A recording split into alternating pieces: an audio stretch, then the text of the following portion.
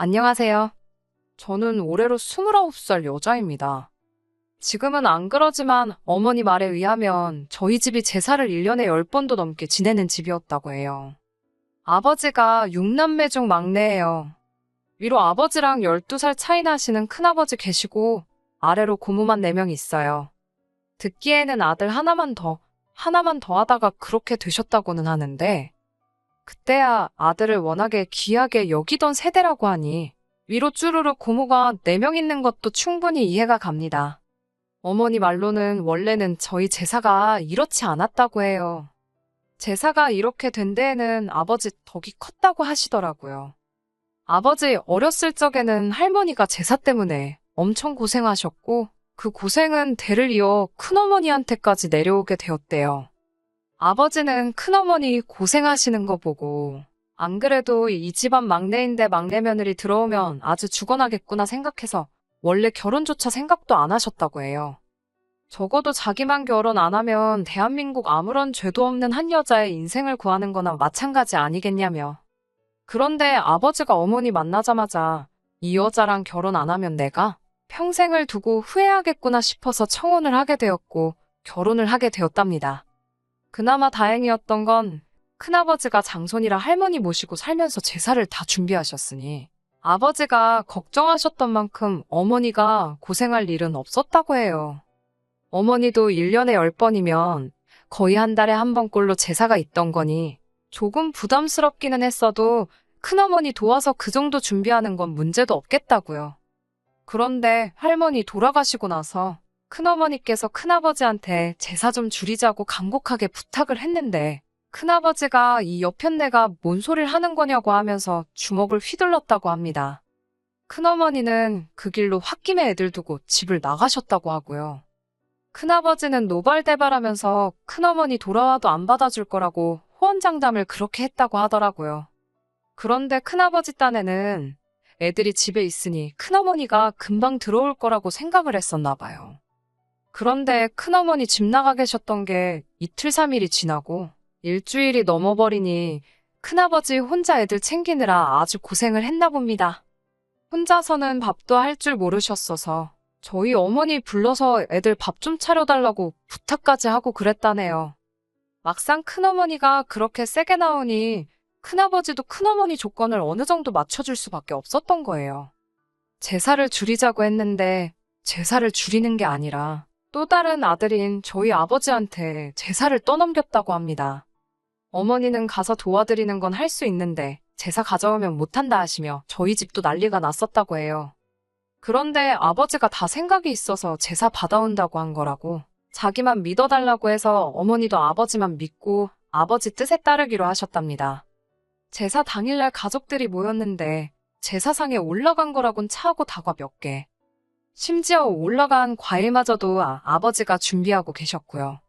큰아버지는 조상님 드릴 건데 제사상이 이게 뭐냐며 곧바로 아버지 멱살을 잡으셨고 아버지는 큰아버지 뿌리치면서 어차피 집구석에 여자도 없으면 지내지도 않을 제사 가지고 뭘 그렇게 열을 내냐고 한마디 했다고 해요. 형수님 집 나가게 하는 것도 모자라서 내 마누라까지 집 나가게 만들려고 하냐고.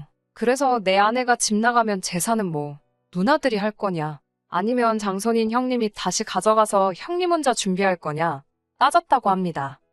큰아버지도 고모들도 아버지 말에 아무 대답도 못하고 있다가 그래도 제사상이 이렇게 볼품이 없어서 조상님 볼 면목이 없지 않느냐고 하는 말에 아버지는 그래서 그동안 조상님 잘 모셔가지고 덕본 거 있냐고 따졌다네요.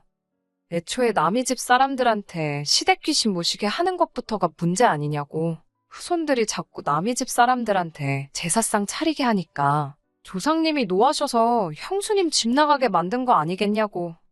아버지께서는 큰아버지한테 내가 제사 가져갈 테니 자기가 하는 방식이 마음에 안 들면 도로 가져가시라 했답니다. 그리고 도로 가져가는 순간부터는 아버지는 더 이상 조상님 덕볼 생각 없으니 그거 뭐 좋은 거라고 형님들 누님들 열심히 제사 지내서 내 앞으로 들어올 덕까지 나눠 가지시라고 했다네요. 막상 제사 가져가라니 나서서 가져가겠다는 사람들 한 명 없었고 아버지는 기세를 몰아서 1년에 10번씩 있는 제사도 조상님 피곤하게 1년에 10번씩이나 오고 가게 만드냐고 하면서 그냥 1년에 한 번, 추석이든 설날이든 정해서 딱 한 번만 하기로 정하셨다고 해요. 그리고 남이 집 자식들한테 조상님 밥상 차리게 하지 말고 형님하고 저하고 둘이서 하자고 해서 그 뒤로부터는 큰아버지랑 아버지가 제사상 차리게 되었다 하고요. 간소화해서 상차림도 작업 몇 개만 해서 끝내게 되었다고 합니다. 그리고 자식들 어느 정도 다 크고부터는 각자 집에서 돈 걷어서 맛있는 거 한 상상다리 휘도록 사서 차려놓고 잔치마냥 먹었어요. 조상님들도 오셔서 후손들 이렇게 돈 잘 벌어서 맛있는 거 돈 주고 사 먹고 있는 모습을 보여드려야 조상님들도 와, 우리 후손들이 우리 같은 좋은 조상들 둔 덕분에 돈도 잘 벌고 아주 호강하고 있구나 하고 좋아하실 거라고. 괜히 조상님들 오셔가지고 며느리들 고생하는 거 보고 형제들 제사 때문에 싸우고 있는 거 백날 봐봐야 뭐가 좋겠냐고 하셨다네요. 그렇게 1년에 한 번 제사 지내고 끝내게 되었어요. 큰어머니는 그때부터 저희 집에 엄청 잘하셨다고 하고 언니 오빠들 다 결혼하고 나서는 큰어머니한테 제사 안 지낸다고 손찌검하시던 큰아버지 이제는 황혼이혼 당할까봐 찍소리도 못하고 이제는 집에서 밥도 하고 빨래도 하고 하신다고 하더라고요. 제 이야기 하려다가 뭔 이야기가 여기까지 왔나 싶은데 아무튼 이제 저도 결혼을 생각할 나이가 되었기도 하고 결혼을 하기로 정한 건 아니지만 어느 정도 긍정적인 생각을 갖고 만나던 남자친구가 있었어요. 연애한 기간도 오래되었고 남자친구가 저보다 5살 연상으로 결혼을 생각해야 할 나이다 보니 자연스럽게 결혼 이야기가 오고 가게 되었지요.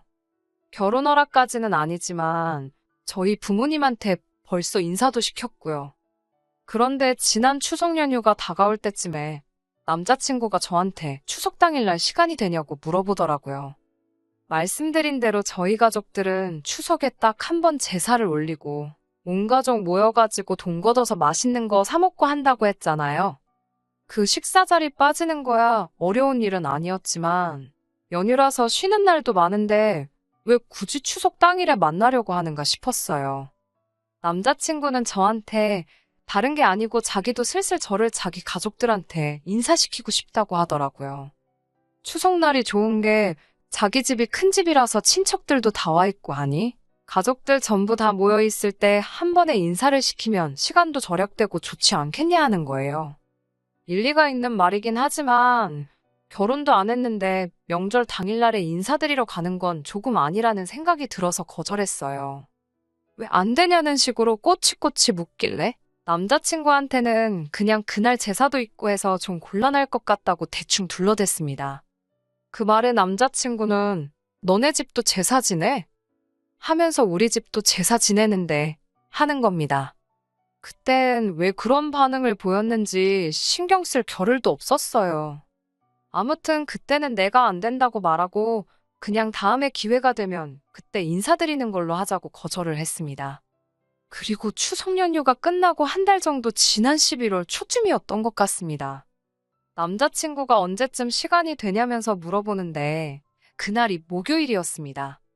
하고 많은 날들 중에 왜 평일에 보려고 하냐고 그 주 주말로 하자고 했어요. 회사도 나가고 해야 하는데 평일에 인사드리러 가자는 건 퇴근 후에 일터에서 쌓인 피로가 절정일 때 완전 지쳐있는 상태에서 인사를 드려야 한다는 거잖아요. 그러니 남자친구는 왜 일을 할 생각을 하냐고 연차 써서 시간을 내는 게 당연하지 않냐는 거예요.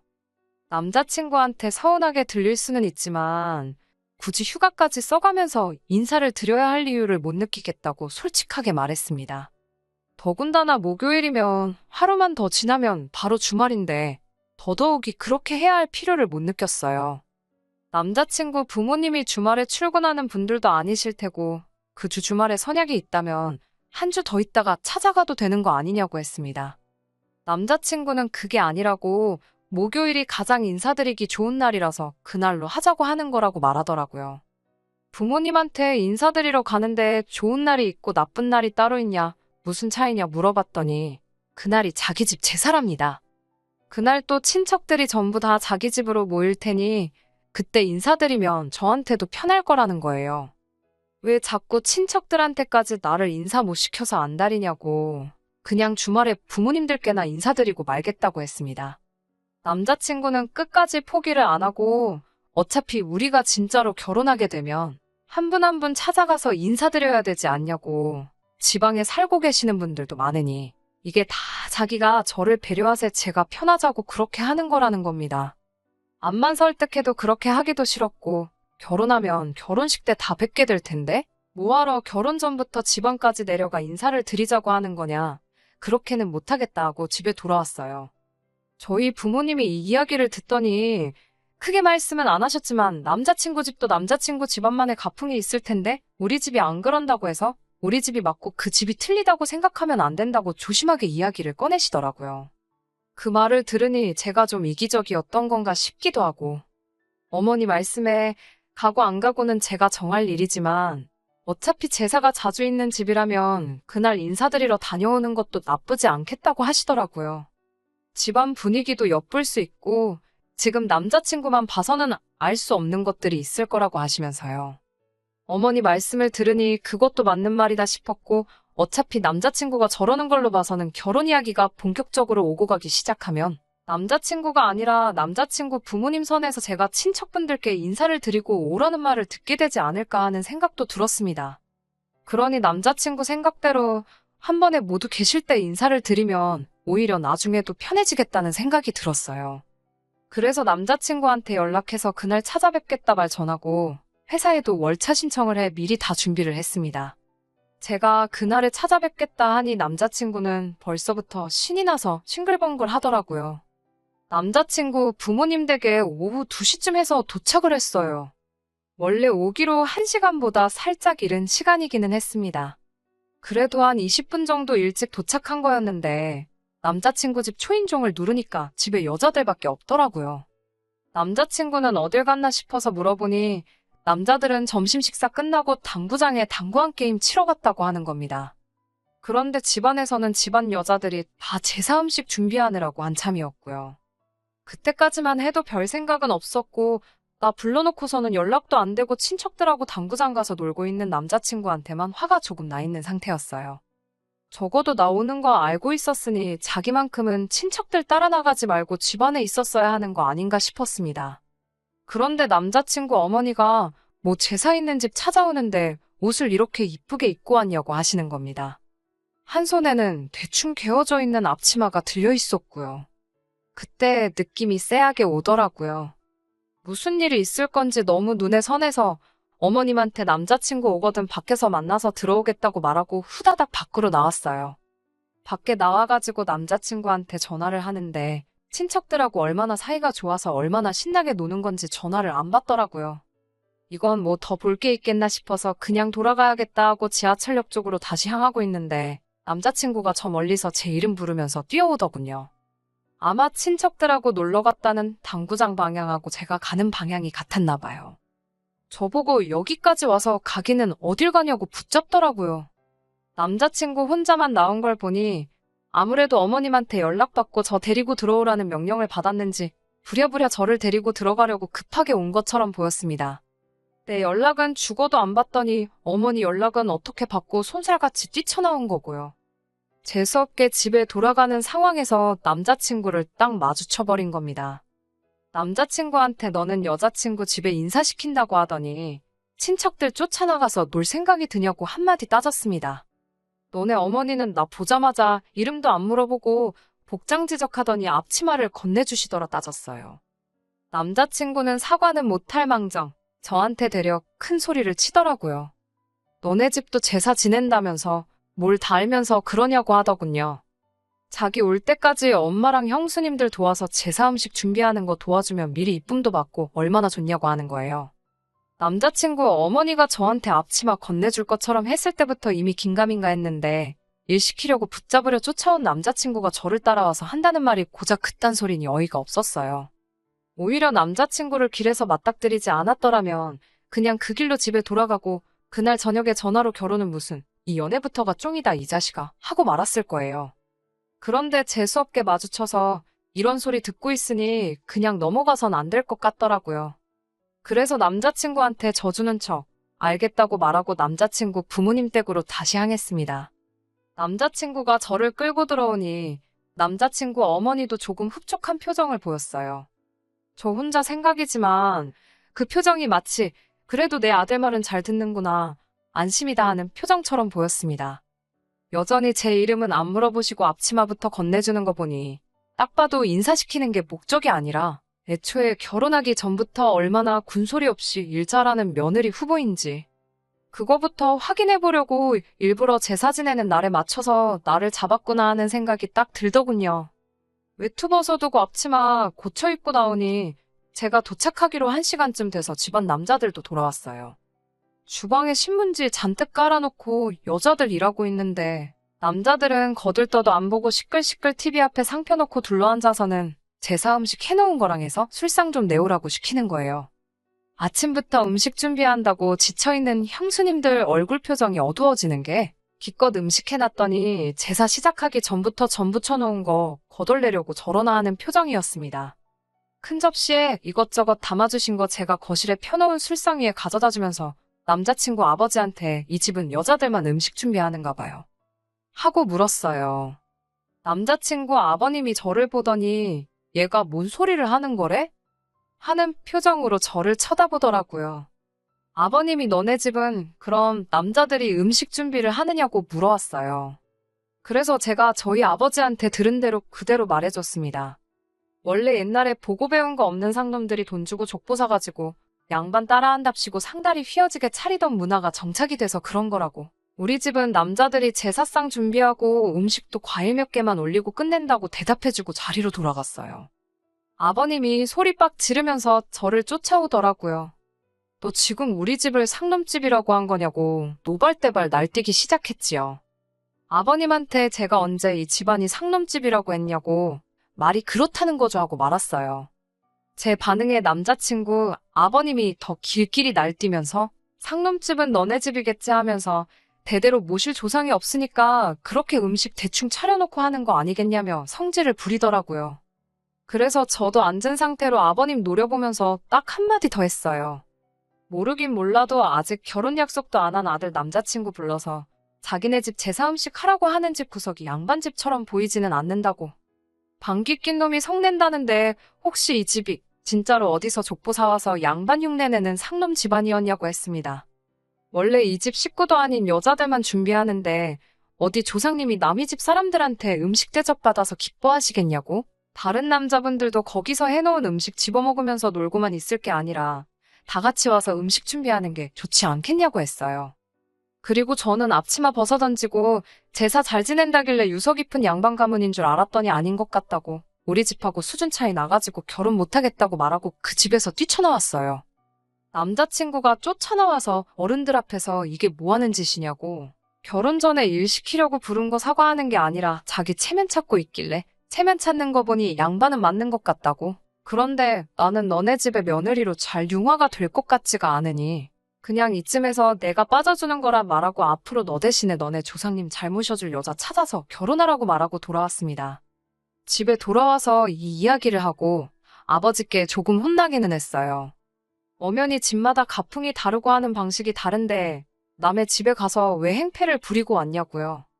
그 부분에서 혼나기는 했지만 더 긴 이야기는 하지 않으셨고 남자친구랑 쫑냈다는 사실에 대해서는 잘 선택했다고. 똥인지 된장인지 찍어 먹어 보기도 전에 똥인 거 알았는데 바보같이 미련 안 갖고 단칼에 잘라내고 왔다고 하면서요.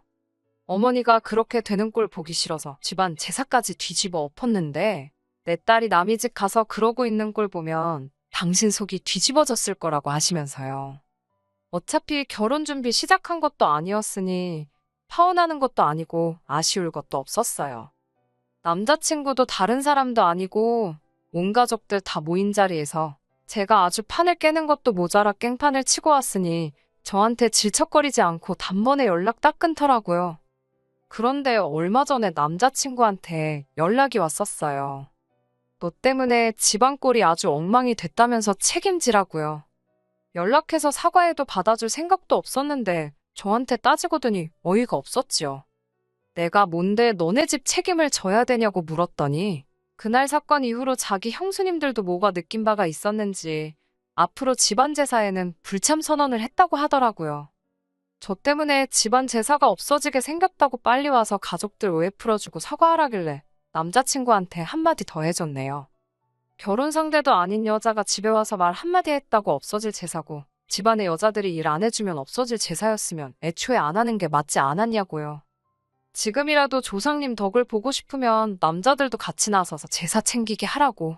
안 그러면 조상님 덕 보기도 전에 너네 형님들 전부 형수님들한테 이혼당해서 대도 잊지 못하게 될 거라고 한마디 해줬네요. 아니면 나한테 전화할 시간에 결혼 전에도 부르면 집에 찾아와서 제사 음식 해주는 여자 찾아 만나라고 말하고, 앞으로 나한테 연락 한 번이라도 더 하거나 찾아오면 저도 가만히 있지 않을 거라고 말하고 전화 끊어버렸습니다.